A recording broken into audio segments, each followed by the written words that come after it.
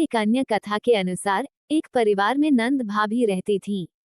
नंद अभी कंवारी थी। वह तुलसी की बड़ी सेवा करती थी, पर भाभी को यह सब फूटी आंख नहीं सुहाता था।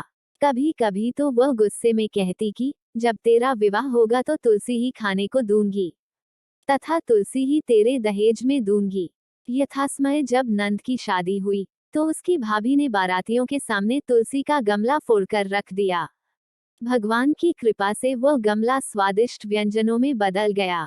गहनों के बदले भाभी ने नंद को तुलसी की मंजरी पहना दी तो वह सोने के आभूषणों में बदल गई।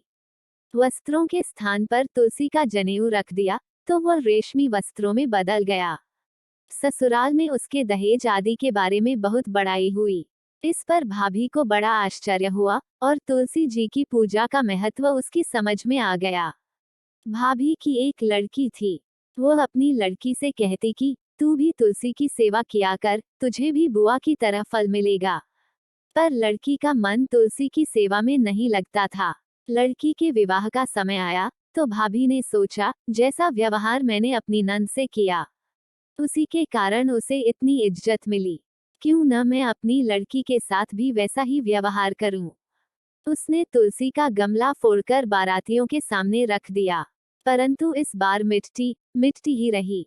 मंजरी व पत्ते भी अपने पूर्व रूप में ही रहे और जनेऊ जनेऊ ही रहा। सभी बाराती भाभी की बुराई करने लगे। ससुराल में सभी लड़की की बुराई कर रहे थे। भाभी नंद को कभी घर नहीं बुलाती थी। भाई ने सोचा, मैं ही बहन से मिलाऊं। उसने अपनी इच्छा पत्नी को बताई और सौगात ले जाने के लिए कुछ मांगा। भाभी ने थैले में जुवार भरकर कहा, और तो कुछ है नहीं, यही ले जाओ। वह दुखी मन से चल दिया। भला बहन के घर कोई जुवार लेकर आता है। बहन के नगर के समीप पहुंचकर उसने एक गौशाला में गाय के सामने जुवार का थैला उलट दिया। तब गौपालक ने कहा, ए भाई, सोना मोती गाय के आगे क्यों डाल रहे हो। भाई ने उसको सारी बात बता दी और सोने मोती लेकर प्रसन्न मन से बहन के घर गया। बहन बड़ी प्रसन्न हुई।